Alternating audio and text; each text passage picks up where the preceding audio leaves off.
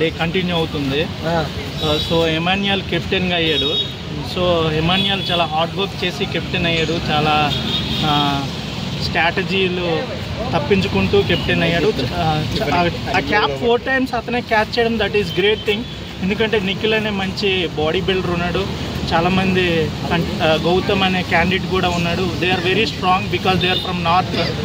So they are మంచి స్ట్రాంగ్గా ఉంటారు వాళ్ళిద్దరు. అంటే మెంటల్గా కాదు, ఫిజికల్గా they are only strong, Gautam and Nikhil.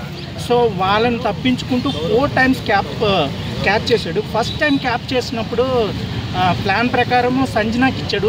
Sanjana reverse చేసింది, వీళ్ళు అంటే స్ట్రాటజీకి రివర్స్ ఆడింది. అప్పుడు వాడికి ఏం చేయాలో అర్థం లేదు. ఎందుకంటే సంజన తన పర్సన్ అనుకొని సడన్గా క్యాప్ తనకిస్తే వీళ్ళకి ఆపోజిట్ పర్సన్స్కి సేవ్ చేసింది ఆమె.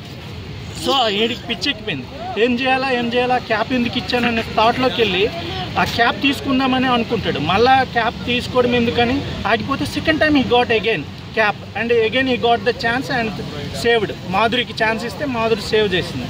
So that is great thing, అది బాగా జరిగింది. ఇంకొక విషయం ఏంటంటే 4 times అతనే క్యాచ్ చేయడం అనేది గ్రేట్ అండ్ కెప్టెన్ కూడా అయ్యాడు. ఆయన క్యాప్ తీసుకున్నారు ఓకే, బట్ మాధురి గారికి సంజన గారికి ఎందుకు ఇవ్వాలి? మిగతా వాళ్ళు కూడా అడిగారు కదా. యా, ఎందుకంటే already they are strong contestants and they are వాళ్ళు ఏంటంటే రితు చౌదరి అండ్ ఇంకొకరు తనుజ వాళ్ళిద్దరిని కంటెస్టెంట్స్ నుంచి బ్యాకప్ చేశారు కదా. సో ఆ యొక్క ఫీలింగ్తో వీళ్ళిద్దరూ నమ్మి తనుజ ఎమాన్యుయల్ వాళ్ళిద్దరికే 2 chances ఇచ్చాడు. తనుజ కళ్ళు తిరిగి పడిపోయింది కదా, అది అందరూ ఫేక్ అని చెప్తున్నారు, సీరియల్ యాక్టింగ్ అంటున్నారు, మీరేమనుకుంటున్నారు? కళ్యాణ్ అని చెప్పారు. అయితే తనుజ హార్డ్గా కష్టపడింది, that is not a fake. But ఆమె అలా పడిపోవాల్సింది కాదు, కొంచెం కూల్గా అలా ఉంటే అది రికవర్ అయిపోదును. బట్ సడన్గా పవన్ ఏమో లవ్లో పడ్డాడేమో తెలీదు, he was crying lot. Then Madhuri came and told why you are crying, everybody laughing and నిన్ను చాలా తక్కువగా చూస్తారని ఆమె అనేసి వెళ్ళిపోయింది. And after some times he came out. మళ్ళీ తనుజ బ్యాక్ వచ్చేసింది. బ్యాక్ వచ్చిన తర్వాత మాధురి వాళ్ళిద్దరు రిలేషన్ బాగుంది. Madhuri and Tanuja relations they are ఫెయిర్గా రిలేషన్ కంటిన్యూ చేస్తున్నారు. I think after relieving Bigg Boss also they will maintain the relation. I thought that. Okay, అంటే ఇప్పుడు మాధురి గారు స్టార్టింగ్ లో బిగ్ బాస్ కి ఎంటేటప్పుడు నాగార్జున గారితో ఇక్కడ బాండింగ్స్ పెట్టుకునే దానికైతే అసలు రావద్దు, వేస్ట్ కదా అన్నారు. మరి అదే బాండింగ్ ఇప్పుడు మాధురి గారు పెట్టుకున్నారు కదా తనుజతో. సో దాని గురించి చెప్పండి. అఫ్ కోర్స్ యాక్చువల్ గా బాండింగ్ అనేది మనం పెట్టుకుంటే అది ఫామ్ అవ్వదు, అది సడన్ గా అయిపోతుంది. చాలా బాండ్స్ ఫామ్ అయ్యాయి కానీ బ్రేకప్ అయిపోయాయి. కానీ వీళ్ళిద్దరూ ఎందుకో కనెక్ట్ అయ్యారు ఎమోషనల్ గా. And Pavan Kalyan and Tanuja love ఏంటో నైట్ ఒక సీక్రెట్ గా మాట్లాడుతున్నారు. They were talking on bed. I don't know what did you find?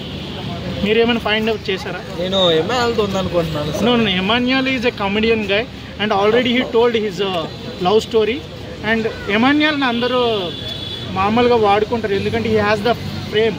Out side వాడుకుంటారు ఎందుకంటే అతని నేమ్ ఉంది, అతని నేమ్ వల్ల వీళ్ళకి కూడా పాజిటివ్ ఒపీనియన్ వస్తుందని. ఎమాన్యుయల్ జస్ట్ బ్రదర్ లాగా. బ్రో, ఈ వీక్ ఎవరు ఎలిమినేట్ అవుతారు మీ పరం?